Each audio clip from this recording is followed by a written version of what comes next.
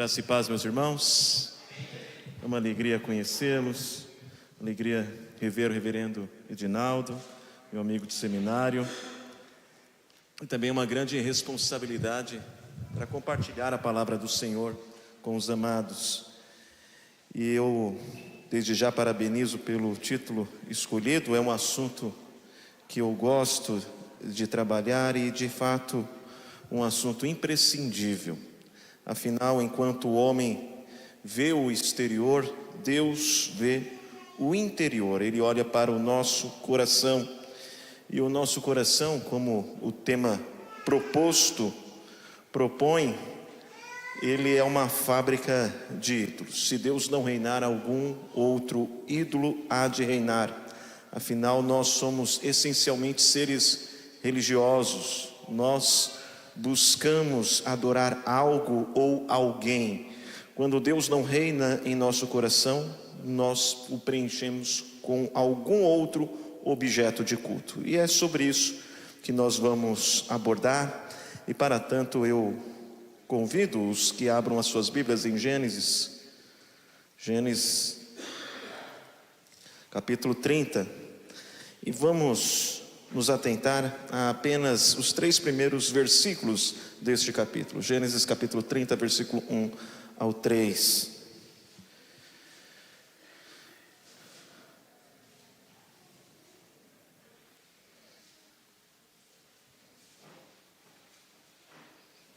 Acompanhe a leitura.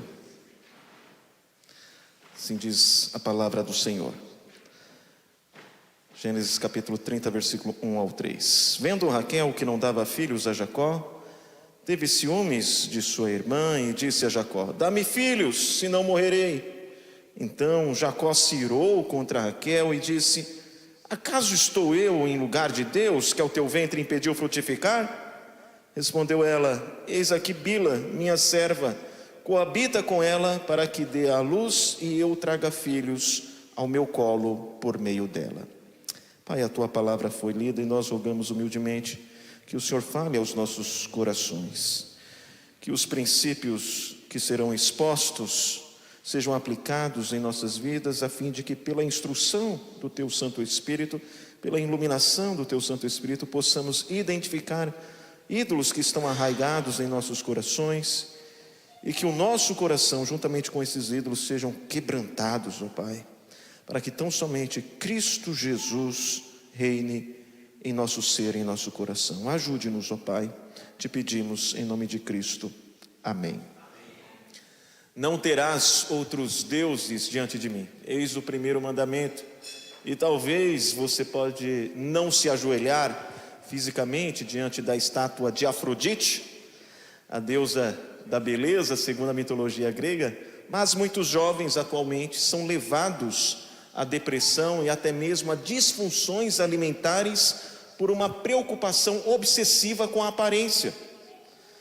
Talvez você não se curve diante de Baco, não queime incenso diante dele. Baco, que é considerado o deus do vinho e dos excessos sexuais, conforme a mitologia grega, mas há muitas pessoas escravas do entretenimento, do vício, da pornografia, pessoas que buscam satisfação e alegria nessas coisas. Note, talvez você não se curve, não queime incenso a um ídolo feito de barro ou esculpido de madeira, mas é possível que você esteja alojando ídolos em seu coração. E esses ídolos podem ser até coisas boas e legítimas, quando estas coisas boas e legítimas se tornam algo que o seu coração, de maneira obcecada, deseja. Por exemplo, o coração pode fazer da carreira de sucesso, até mesmo do ideal de amor romântico, os seus bens últimos. Então essas coisas que outrora eram boas se tornam ruins, porque elas, na qualidade de criação, tentam substituir em nosso coração o lugar de Deus. E há vários tipos de ídolos. Há ídolos pessoais, como família, dinheiro. Há ídolos culturais que a nossa sociedade erige. São ídolos socialmente compartilhados, como o conceito de prosperidade, conceito de honra, conceito de satisfação pessoal. Há também ídolos intelectuais, ideologias filosóficas, ideologias políticas, sejam elas progressistas ou até mesmo conservadoras.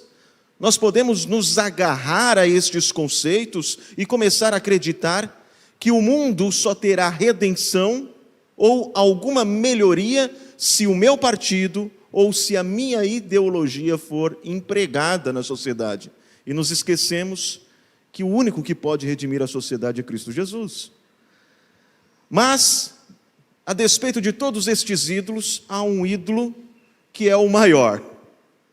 E todos os demais ídolos batem continência para este ídolo que é maior. O que será? O que seria? Qual é o maior ídolo do nosso coração? Alguém já disse? Quer falar mais alto? Nós mesmos, nós mesmos. Um ídolo acima de tudo, que os demais sempre batem continência, é o nosso ego. Tudo gira em torno do eu. Começamos então a agir como se a vida fosse um filme e nós fôssemos os protagonistas, os demais coadjuvantes. E tudo o que acontece deve acontecer conforme aquilo que nós planejamos ou desejamos. E Deus também começa a assumir o papel de coadjuvante em nossa vida. Ele é apenas uma ponte para aquilo que desejamos. Isso tudo é idolatria, e tudo isso está abrigado em nosso coração. Mas como saber se de fato estamos abrigando ídolos em nosso coração? Como podemos identificar estes ídolos? E o que fazer quando identificados? À luz do texto que nós lemos, nós vamos nos valer de alguns princípios a fim de responder estas perguntas. Primeiro, um ídolo é aquilo que desejamos obsessivamente. Note o versículo 1. Vendo Raquel que não dava filhos a Jacó, teve ciúmes de sua irmã e disse a Jacó: dá-me filhos, senão morrerei. Eu posso dizer que Raquel tem um desejo obsessivo, conforme o texto? Sim ou não? Com base no quê? O que evidencia, o que torna claro este desejo obsessivo de Raquel? Qual é a expressão aí? Dá-me filhos, senão morro, senão morrerei. Um ídolo é aquilo que desejamos obsessivamente. Note que a questão não é desejar, mas desejar obsessivamente, como se a nossa vida dependesse disso. Quem é o autor da vida? Deus. Quem é o sustentador de toda a vida? Deus. Quando eu digo que alguma outra coisa além de Deus é o que permite a minha existência, eu estou tornando essa coisa um Deus, um ídolo. E é o que Raquel está fazendo aqui. Mas para que compreendamos melhor, é importante lembrarmos quem era Raquel. Como que Raquel é definida na Bíblia? Vocês lembram? Se esqueceram, não tem problema. Dá uma olhada aí no capítulo 29, versículo 17. Olha o que o texto diz. Lia, a irmã de Raquel, tinha os olhos baços ou fracos, porém Raquel era formosa de porte e semblante. Uma tradução literal é: ela era bela de forma e bela de se olhar, ou era bela de porte e de aparência. E o texto está falando aqui de beleza feminina. A Bíblia não é nada politicamente correta nesse sentido, não é? O que o texto está dizendo é que enquanto Lia tinha alguma coisa no seu olhar que a tornava um tanto diferente, Raquel, sua irmã mais nova, ela era bela de porte e de semblante. Então o texto está falando de beleza feminina. O texto não está dizendo assim: Lia tinha os olhos baços e Raquel enxergava bem. Não é sobre isso. Então, no que se refere a charme feminino, a beleza feminina, Raquel ganhava tranquilamente de sua irmã. Isso a coloca, entre aspas, pelo menos na concepção da sociedade, até mesmo na concepção de Raquel, um grau acima da sua irmã. Mas não só isso, Raquel parece que terá uma vida que toda mulher gostaria de ter. Ela é bonita, de porte, de semblante, e ela encontrou um homem que está totalmente apaixonado por ela. Quem é? Qual é o nome dele? Jacó. Quando Jacó se apaixonou por Raquel, ele trabalhou quantos anos? 7 anos. 7 anos. Oh, né? Coraçãozinho. E dá a impressão que a Bíblia está contando uma história romântica. Mas não, ela está mostrando que esses 7 anos eram um exagero no que se refere a dote. Ele trabalhou 7 anos. E o texto diz que lhe pareceram poucos dias, pelo tanto que a amava. E ao final desses 7 anos, Jacó disse a Labão: entregue-me minha mulher. Cumpriu o prazo previsto. E a melhor tradução é da NVI, que complementa dizendo: e quero me deitar com ela. Por que eu digo que esta é a melhor tradução? Não é quero me casar com ela.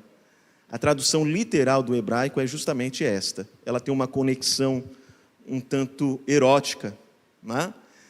Ele está totalmente apaixonado, ele trabalhou por 7 anos e ele não vê a hora de estar com Raquel. Mas nós conhecemos a história e sabemos que ele foi enganado. Na esperança de obter Raquel, ele na verdade acordou com Lia. E o que ele fez? Aceitou trabalhar mais 7 anos. Então parece que Raquel terá uma vida que toda mulher gostaria de ter. Ela é bonita e ao seu lado tem um homem que está perdidamente apaixonado por ela. Eles se casam, mas Raquel começa a ter uma vida que nenhuma mulher daquela época gostaria de ter. Capítulo 29, versículo 31, nós lemos: viu Deus que Lia era desprezada e a fez fecunda, ao passo que Raquel era estéril. Percebeu que as coisas se inverteram agora? Lia dá à luz a Rúben, Simeão, Levi e Judá. E neste ponto, nos parece que Raquel se encheu de ira e autocomiseração ao perceber que sua posição privilegiada estava sendo ameaçada. Então, finalmente, ela verbaliza: dá-me filho, senão morrerei. Você está compreendendo o que está acontecendo aqui? Você notou o ego frustrado? Você está percebendo o desejo intenso, não somente por filhos, mas por estar em destaque? Está notando o quanto os ídolos do coração são sutis? E a pergunta é: seria um mau desejo querer ser mãe? O que vocês acham? Não, obviamente que não. Filhos são bênção de Deus, não são? Sim. Mas lembre-se, um desejo bom pode se tornar um ídolo quando nós o absolutizamos, quando nós acreditamos que a nossa vida depende daquilo. Isso acontece quando nos desesperamos com a falta daquilo que mais almejamos. E uma outra forma é quando achamos que nossas vidas dependem de algo mais além de Deus. Calvino, comentando este texto, ele diz assim: o mal em nosso desejo, caracteristicamente, não repousa no que queremos, mas em o querermos muito. Então Calvino está dizendo: o problema não é o desejo, o problema é a intensidade do desejo. Ela deseja ter filhos como se a vida dependesse disso. Agora aplique esse princípio na sua vida. E eu vou tentar te ajudar. Não precisa responder alto, tá bom? Só reflita. Complete a frase: eu seria plenamente feliz e satisfeito se... 3 pontinhos. Como que você completou essa frase? A depender de como você completou essa frase, você pode estar identificando um ídolo. você pode estar dizendo com a sua reflexão que Deus não lhe é suficiente para te tornar feliz e satisfeito agora. Um ídolo é aquilo que desejamos obsessivamente, mas em segundo lugar, um ídolo é aquilo que está em oculto, que tem a ver com as nossas motivações. A princípio, parece que o ídolo de Raquel é o quê? Ou o quê? Quais são os ídolos de Raquel? Filhos, não é? Mas nós devemos fazer uma pergunta: por que ela queria ter filhos? Para encontrarmos as motivações. Porque a idolatria, ela está relacionada às motivações do coração. Aparentemente é fácil dizer, não, ela está idolatrando filhos. Mas a questão é, por que ela queria ter filhos? Então nós vamos nos lembrar que a mulher fértil naquele período, ela era vista pela sociedade como uma mulher abençoada, uma árvore frutífera. Já a mulher estéril era discriminada, e a sociedade a tinha como uma árvore seca, sem frutos. Isso é bom para Raquel? Isso é aceitável para uma mulher que foi acostumada a sempre estar em evidência? Se torna ainda mais difícil, não é? E há uma tradução antiga em português, do versículo 3, que traduz o versículo 3 da seguinte forma: eis aqui a minha serva Bila, recebe-a por mulher, para que ela dê a luz sobre os meus joelhos, e eu também seja edificado, e eu também seja dela edificada. Uma tradução truncada, né? Mas tem um detalhe aqui que faz com que esta tradução se aproxime mais do original, que é a expressão aqui, que eu seja edificada, que na nossa versão, na revista e atualizada, aparece aí como traga. Então versículo 3 diz: eis aqui Bila, minha serva, coabita com ela para que dê a luz, e eu traga filhos ao meu colo por meio dela. A palavra hebraica traduzida para o verbo aqui, traga, né? Na verdade, é edificar, que eu edifique por meio dela. E isso é importante. Falar disso é importante porque é como se ela dissesse assim: eu sempre estive acima de Lia, agora Lia é fértil e estéril, ela está acima de mim. Mas, já que eu não consigo ter filhos naturalmente, se eu me valer da minha serva, e minha serva ter filhos com o meu marido, esses filhos serão meus, e eu serei reedificada. Eu retomarei a posição perdida. E é exatamente edificar ou construir esta tradução literal do verbo traga. E aí nós lembramos que Raquel não estava acostumada a ter Lia numa posição melhor que a dela. Por um bom tempo, no entanto, Raquel teve que ficar observando enquanto a sua irmã mais velha tinha dado à luz a 6 filhos. E é possível que cada vez que um daqueles meninos chorava, cada vez que Jacó brincava com um desses meninos, ela aumentava ainda mais a sua inveja, sua autocomiseração, o seu desejo por ser a matriarca, por ter o destaque na família.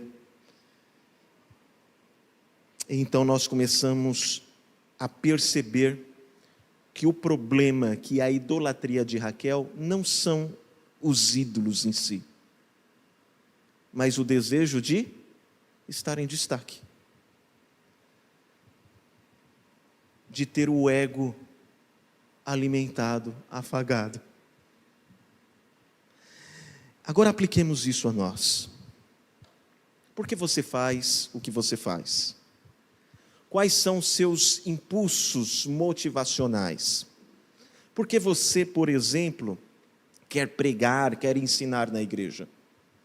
Pregar e ensinar na igreja são coisas boas? Sim, Mas eu posso desejar fazer essas coisas por uma motivação ruim e pecaminosa? É possível? Sim. Sim. Porque você quer cantar, porque você gosta de trabalhar, por exemplo, na igreja. Por vezes o púlpito se torna uma plataforma para o ego.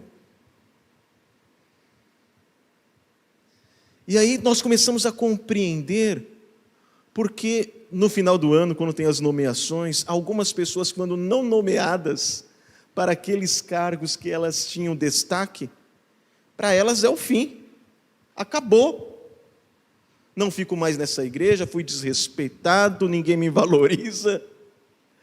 Mas afinal de contas, qual era o seu intuito no exercício daquele cargo? Era a satisfação do seu ego? Será que você estava se servindo do trabalho de Deus? Será que aquilo tinha a ver com você e não com Deus? Então, Raquel deseja algo bom, filhos. Mas ela o deseja obsessivamente e ela o faz porque no final das contas o que ela mais quer é ser destacada ou recuperar a sua posição diante da sua família. Então é importante que nós perguntemos, a fim de sondar com a graça de Deus o nosso coração. Por que eu faço o que faço? O que me motiva? O que me impulsiona?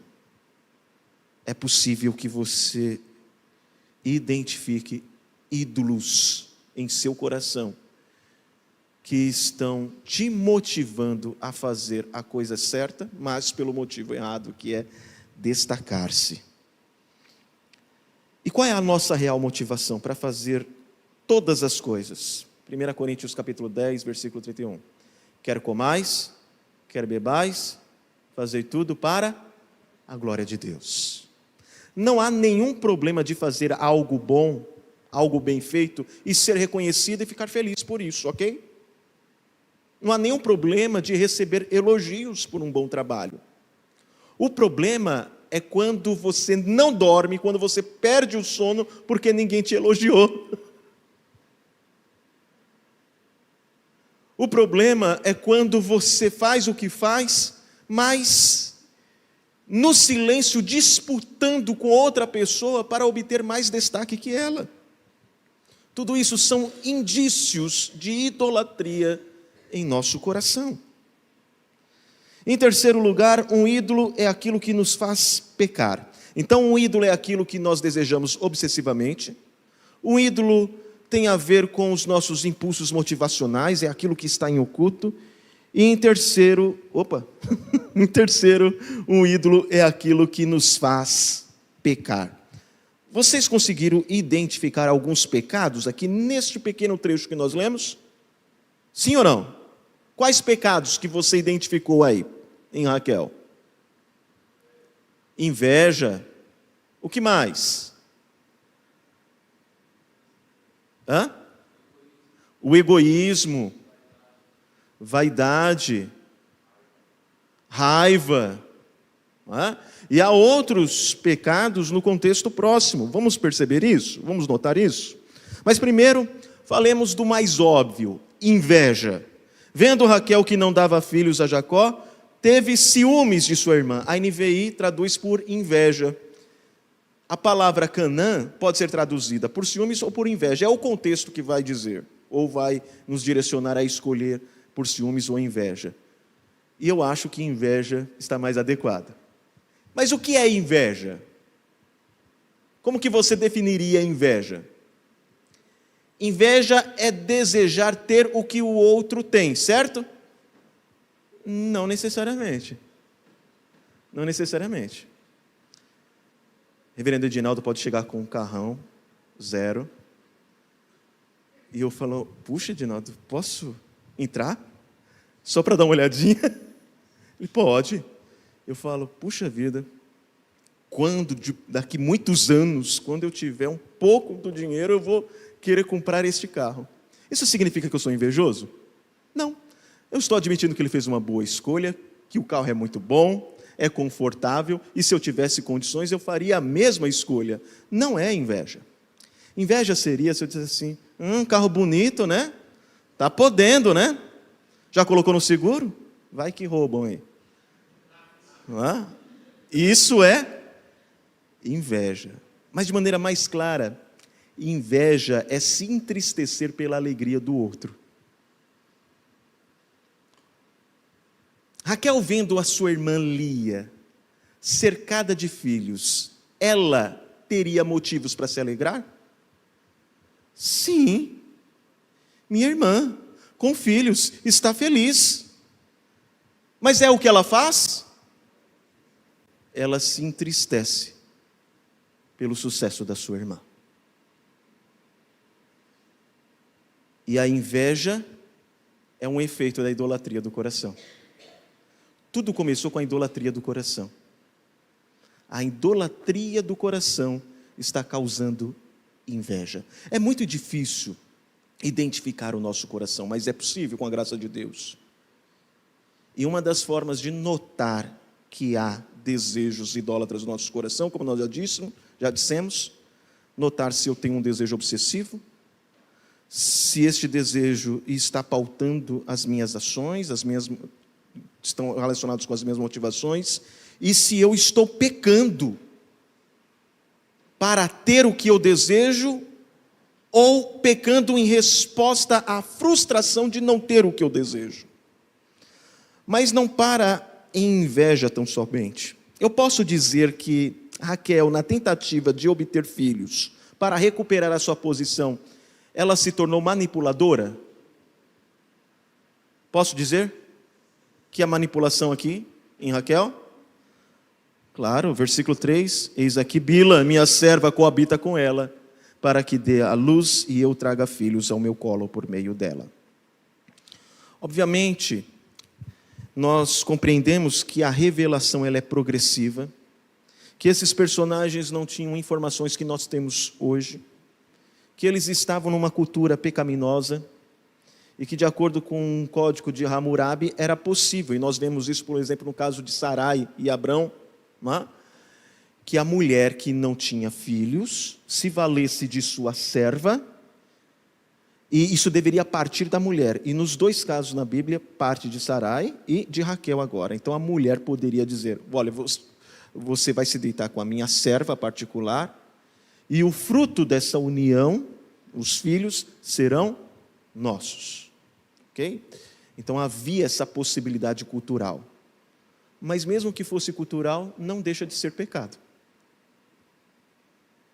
Há manipulação e há adultério aqui. Mas note, por conta do ídolo em seu coração, Raquel se tornou invejosa e manipuladora. Mas não só isso. Lá no capítulo 31, versículo 19, mais para frente, nós descobriremos que Raquel furtou os ídolos que pertenciam ao seu pai. A tradução para ídolos aqui, esta é a primeira vez que ídolos aparece na Bíblia, mas não significa que a idolatria não existisse antes. Mas a palavra ídolos aqui é terafilins, e esses terafilins, de acordo com os estudiosos, eram objetos pequenos, ídolos mesmo, não é? Mas aquilo tinha um significado cultural dentro do contexto da família. Quando um pai queria passar a liderança do clã para o seu filho, e no caso aqui de Labão ele não tem filhos, somente filhas, ele entregava esses terafilins para o filho ou para a filha. Se fosse filha, então isso significaria que ela não seria a líder, mas seria a matriarca da família. Seria a mulher mais respeitada. E o que Raquel faz? Ela dá um jeito de garantir isso. Ela rouba os ídolos do seu pai e o esconde, mente, dizendo que não está com ela. Mas há outros pecados além de inveja, manipulação e roubo. Olha o versículo 7 do capítulo 30. Capítulo 30, versículo 7. Concebeu outra vez Bila, serva de Raquel e deu à luz o segundo filho a Jacó. Disse Raquel, porque aqui você pode dizer, pastor, você está exagerando. Eu não percebo essa intriga entre Raquel e Lia. Note então, versículo 8. Disse Raquel, com grandes lutas tenho competido com minha irmã e logrei prevalecer. Chamou-lhe, pois, Naftali. Ela admite que está competindo, que entrou numa disputa com Lia. E é interessante que a Lia nem está sabendo disso. Mas ela está disputando. Você já percebeu que a idolatria do coração pode causar desunião na igreja? Em vez de olhar para o meu irmão e perceber nele um auxílio, um instrumento de Deus para edificar a minha vida, eu o vejo como um rival. Eu me incomodo com o seu sucesso. Eu tenho medo de perder espaço. E Raquel admite que está competindo com a sua irmã. Há aqui o pecado da rivalidade. Mas não para aí, tem mais pecado. Olha o versículo 14, e esse episódio é muito curioso. Foi Rúben nos dias da ceifa do trigo, e achou mandrágoras no campo, que pareciam mamonas, e trouxe-as a Lia, sua mãe. Então disse Raquel a Lia, dá-me das mandrágoras de teu filho. Respondeu ela, achas pouco me teres levado o marido? Tomarás também as mandrágoras de meu filho? Disse Raquel, ele te possuirá esta noite, a troco das mandrágoras de teu filho. Esse negócio de mandrágora deve ser importante, né?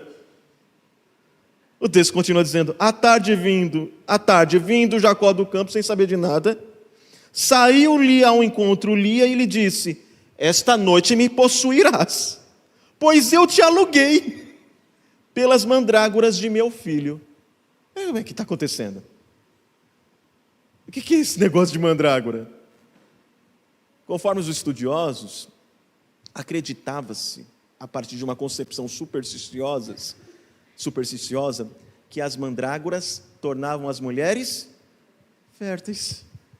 E olha a cabeça de Raquel. Essa mulher não para de dar filho. Ainda vai comer esse negócio aí. Ô menino, daqui. Para mim. Ela está se valendo de uma superstição a fim de controlar o seu destino.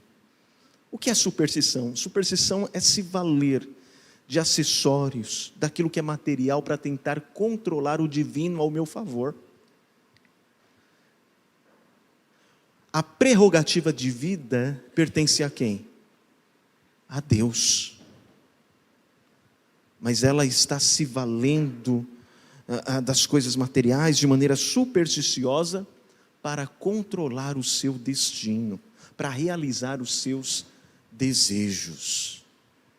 Eu me lembro agora que, graças a Deus, não conheci pessoalmente, mas já vi relatos de pessoas de dentro da igreja, lógico, imaturas, que optaram por dar um pulinho num centro espírita para ver se lá resolve o problema que eles não estavam conseguindo resolver na igreja. A tentativa obcecada de controlar as coisas por meio de mandingas, amuletos, acessórios, chás, rosa ungida, não é? Tudo isso evidenciando idolatria do coração. E olha o que acontece. Jacó naquela noite coabitou com ela, com a Lia. Ouviu Deus a Lia e ela concebeu. E deu à luz o quinto filho, sem mandrágora nenhuma, porque a prerrogativa de vida pertence a Deus. E Raquel ainda não aprendeu isso. Raquel tenta de todos os modos controlar a realidade para satisfazer seus desejos ególatras. Mas na verdade, o que estava acontecendo é que ela estava sendo controlada pelos seus ídolos. Então eu me volto a você e pergunto: você está disposto a pecar para obter o que você mais quer? Está disposto? Se estiver, isso é um ídolo. Ou você evita pecar para não perder o que é mais valoroso na sua vida, o que tem mais valor para você. Quando você evita pecar para não perder, isso é indício de um ídolo, porque você está fazendo a coisa certa pelo motivo errado. Você não quer viver uma vida santificada e consagrada para agradar a Deus, mas você quer entrar numa relação de troca com Deus. Senhor, eu não vou naquele local, eu não vou fazer isso ou aquilo, e em troca o Senhor mantém o que eu mais amo, que não é o Senhor, mas alguma outra coisa. Ou o que acontece quando você não tem o que mais deseja? Você briga com a esposa, bate nos filhos, chuta o cachorro. Como que você reage? As nossas reações drásticas, dramáticas, são indícios de idolatria no nosso coração. Um ídolo é aquilo que você mais deseja. Um ídolo é aquilo que está em oculto, tem a ver com as suas motivações, e um ídolo é o que te faz pecar. Por fim, um ídolo é aquilo que tenta substituir Deus. E essa é a característica essencial de um ídolo. Ele tenta substituir Deus. Olha o versículo 2. Então Jacó se irou contra Raquel e disse: acaso estou eu em lugar de Deus, que ao teu ventre impediu frutificar? Ô mulher, o que você quer só Deus pode dar. Eu não sou Deus, eu não tenho controle. Jacó acabou identificando o verdadeiro problema de Raquel. Ela queria aquilo que somente Deus podia dar. Não somente filhos, mas aquilo que ela ansiava no que se refere aos seus desejos mais profundos: aceitação, amor e satisfação. Os ídolos são como políticos, eles prometem, mas não cumprem. O ídolo do nosso coração nos promete segurança, aceitação, amor, satisfação, alegria, mas eles não podem cumprir isso. Eles não podem preencher o vazio do nosso coração, não podem nos dar satisfação plena e última. E isso fica patente no caso de Raquel. Olha o versículo 22, ainda no capítulo 30. Lembrou-se Deus de Raquel, ouviu-a e a fez fecunda. Ela então concebeu, deu à luz um filho e disse: o que ela disse? Ela louvou o Senhor, certo? Ela demonstrou sua gratidão. Ela falou: eu vou te dar de volta, Senhor. Pega que é teu, eu o consagro. Foi isso que ela fez? Olha o que ela disse: Deus me tirou o meu vexame. Olha com que ela está preocupada. Está satisfeita? Não, e lhe chamou José dizendo: dê-me o Senhor ainda outro. Ela quer mais, mais.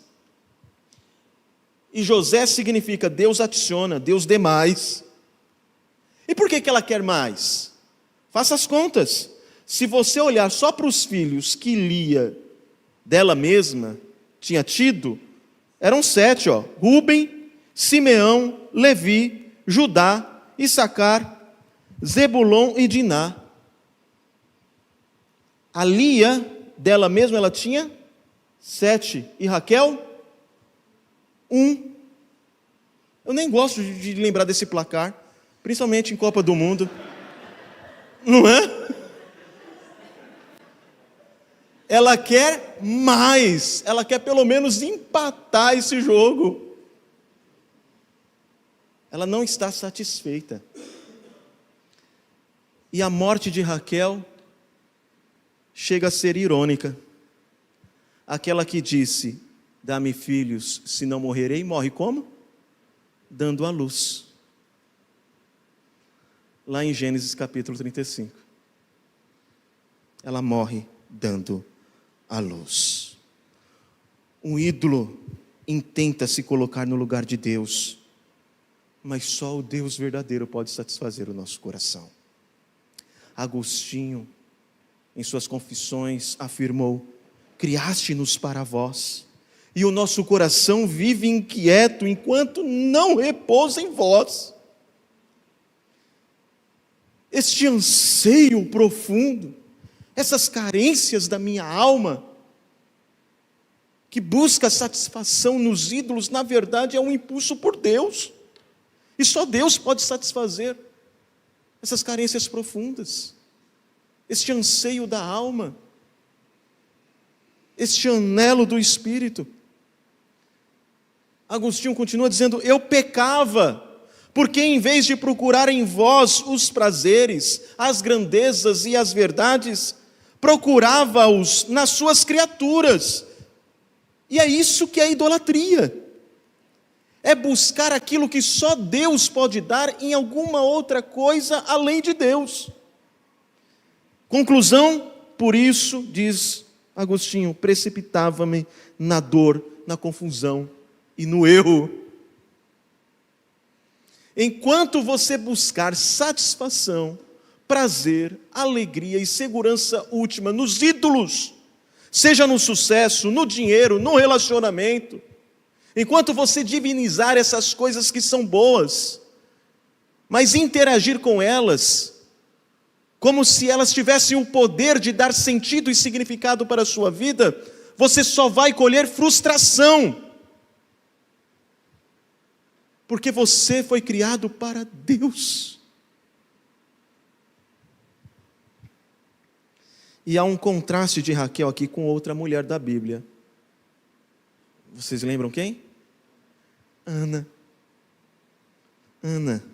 Assim como Raquel, Ana é apresentada como sendo estéril. Mas diferente de Raquel, Ana não irrita e nem provoca ninguém. E a sua amargura nos parece que tinha mais a ver com as provocações de Penina, a segunda esposa de seu marido. Raquel recorre a Jacó. E o texto diz que Ana derrama sua alma perante o Senhor. Notaram a diferença? A ambição de Raquel parece aumentar no desenvolvimento da narrativa. Ana se derrama perante o Senhor, ouve uma palavra de bênção do sacerdote Eli, e o texto diz: Ana se foi seu caminho e comeu, e o seu semblante já não era o mesmo. As coisas não tinham mudado para Ana, mas ela tinha encontrado satisfação, sem ter aquilo que desejava, porque a satisfação dela estava em Deus. E Ana faz um voto, não é? E nós notamos, aqui no versículo 22, Gênesis 30, versículo 22, diz: lembrou-se Deus de Raquel. Lá em 1 Samuel, capítulo 1, versículo 19, a mesma expressão aparece: lembrou-se Deus de Ana. Mas as reações são distintas. Quando Raquel engravida, ela diz: deu o Senhor ainda outro, me deu o Senhor ainda outro. Quando Ana concebe, e depois de ter amamentado Samuel, o texto diz lá no capítulo 1 de 1 Samuel, versículo 24, que ela levou consigo um novilho de 3 anos, um éfa de farinha e um odre de vinho, e apresentou essas oferendas juntamente com Samuel ao Senhor. O texto continua dizendo, e aqui é um tanto dramático, porque o texto afirma: era um menino ainda muito criança. Ele só tinha desmamado, mas ele era muito pequenino, ele era uma criança. E ela o levou a Eli e disse ela: ah, meu senhor, tão certo como vives, eu sou aquela mulher que aqui esteve contigo, orando ao Senhor. Por este menino eu orava. O Senhor me concedeu a petição que eu lhe fizera, pelo que também eu o entrego como devolvido ao Senhor. E a sessão termina assim: eles então adoraram a Yahvé ali. O assunto é adoração. Ana tem o seu desejo realizado. E o que ela faz? Ela entrega ao Senhor. Qual é a satisfação última? Onde está a satisfação última de Ana? Em Deus. Em Deus. Na história de sua vida, com quem você se identifica? Com Raquel ou com Ana? Identifique se algum desejo bom tem se tornado um ídolo em seu coração.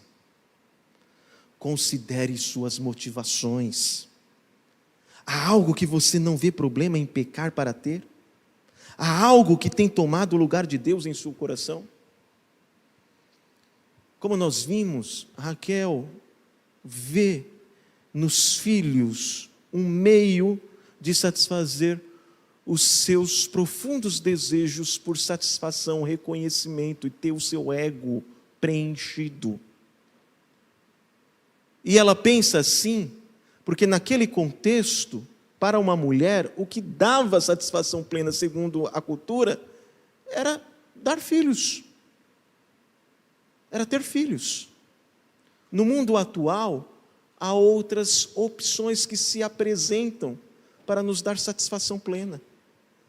Talvez você ache que só terá satisfação plena se você for reconhecido, se você tiver no mínimo 50 mil seguidores no Instagram. Talvez isso já seja até pouco, né? Eu estou sendo um tanto inocente aqui. Talvez você entenda que só terá satisfação, alegria e segurança se você se sair muito bem no que se refere ao seu trabalho, na sua vida profissional. E você interage com Deus, você vai à igreja, mas todas as suas orações e petições giram em torno dessas coisas. No final, Deus é apenas uma ponte para aquilo que você mais deseja, que não é Ele, mas as bênçãos dEle. E por não se curvar diante de uma estátua, você acha que não é idólatra. Mas de fato você é um profundo idólatra. Esses ídolos estão mais próximos de você do que você imagina, eles estão no seu coração. E você tem se curvado diante de ídolos que foram erigidos por esta cultura pecaminosa. Fama, dinheiro, destaque profissional. Todas essas coisas têm um poder de se apresentarem como ídolos que se propõem a satisfazerem os nossos desejos mais profundos. Então, identifique se algum desejo bom tem se tornado um ídolo em seu coração. Considere suas motivações. Por que você quer o que você quer? Há algo que você não vê problema em pecar para ter? Há algo que tem tomado o lugar de Deus em seu coração? Mas há uma última pergunta a ser respondida. Tá, e se eu identificar um ídolo no meu coração, o que eu faço, pelo amor de Deus? E agora? Olha o que o texto diz lá em Gênesis capítulo 35, que é o mesmo capítulo que narra a morte de Raquel. Versículo 2. Então disse Jacó à sua família e a todos os que com ele estavam: lançai fora os deuses estranhos que há no vosso meio, purificai-vos e mudai as vossas vestes, levantemo-nos e subamos a Betel. Farei ali um altar ao Deus que me respondeu no dia da minha angústia e me acompanhou no caminho por onde andei. Então deram a Jacó todos os deuses estrangeiros que tinham em mãos e as argolas que lhes pendiam das orelhas. E Jacó os escondeu debaixo do carvalho que está junto a Siquém. A ideia, isso é literal, é que tudo aquilo que tinha um potencial para se tornar um ídolo foi entregue a Jacó e enterrado debaixo do carvalho. E a nossa esperança é que Raquel tenha sido iluminada a ponto de compreender que o potencial para a idolatria não estava tão somente nos objetos, mas em seu coração. E quem sabe ela também tenha enterrado esses ídolos no coração debaixo do carvalho. E esse é o meu convite para você. enterre os ídolos do seu coração debaixo do carvalho. Oxe, mas que carvalho é esse? A cruz. A cruz. Porque na cruz, todos os nossos ídolos são enterrados e todos os nossos anelos mais profundos são satisfeitos no fato de estarmos reconciliados com Deus mediante Cristo Jesus. Sim, nós temos desejos intensos, desejos profundos por satisfação, por alegria, por sentido, por significado. E sem Deus vivemos em busca dessas coisas, tentando preencher o coração com idolatria, com coisas que são apresentadas neste mundo, que se tornam os nossos deuses, os nossos ídolos. Mas quando regenerados pelo Santo Espírito, as escamas dos olhos caem. Eu olho para Cristo Jesus na cruz, morrendo em meu lugar, para que eu seja reconciliado com Deus Pai. E agora reconciliado com Deus Pai, eu tenho todos os meus desejos mais profundos satisfeitos. E é assim que os meus ídolos são enterrados debaixo da cruz. Porque eu olho para eles e eu digo, para que eu vou me voltar a eles, se eu tenho tudo o que preciso no meu Senhor? Calvino certa vez afirmou, eu perdi tudo por amor a Cristo, e sabe o que eu encontrei? Eu encontrei tudo em Cristo. Agora eu posso dizer, ainda que a minha carne e o meu coração desfaleçam, Deus é a minha herança para sempre.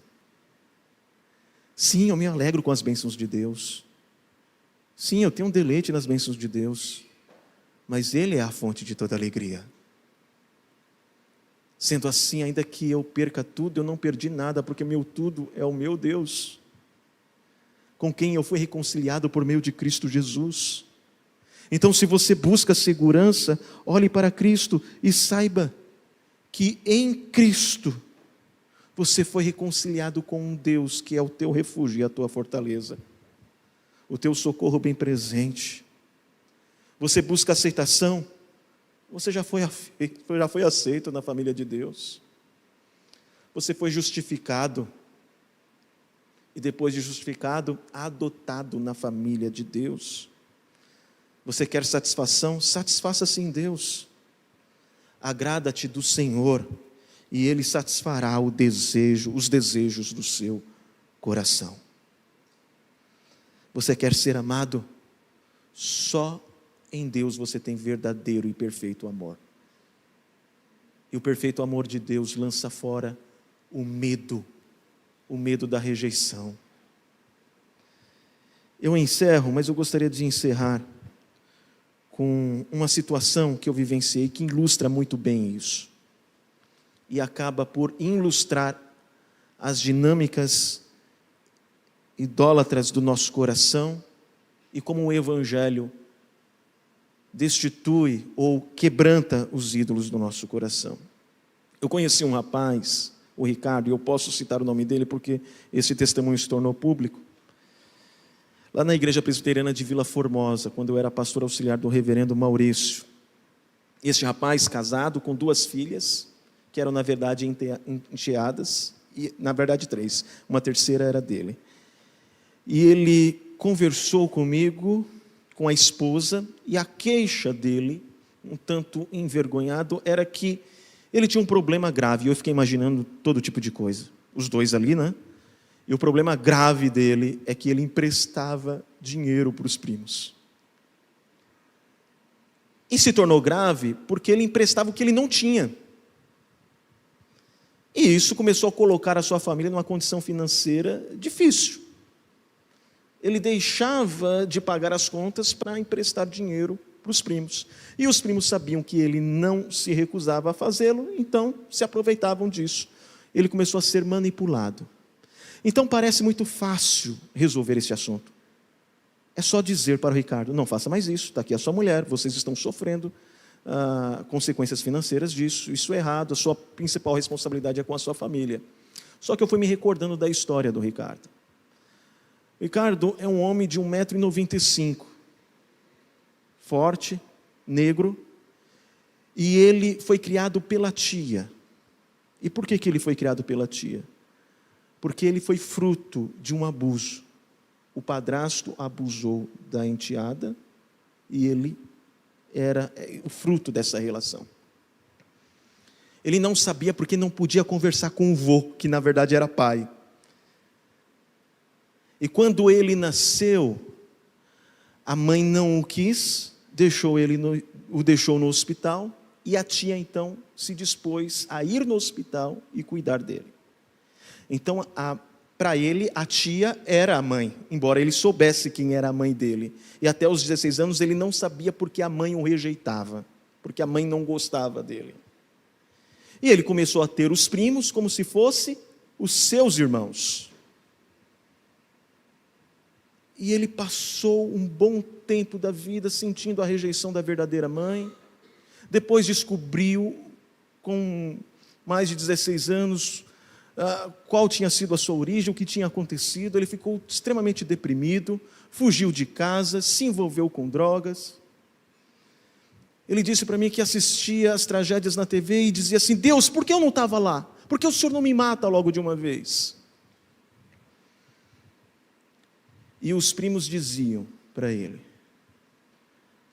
você é um abandonado, um rejeitado, e você vai terminar ou na cadeia ou assassinado. E ele reprovou vários anos na escola.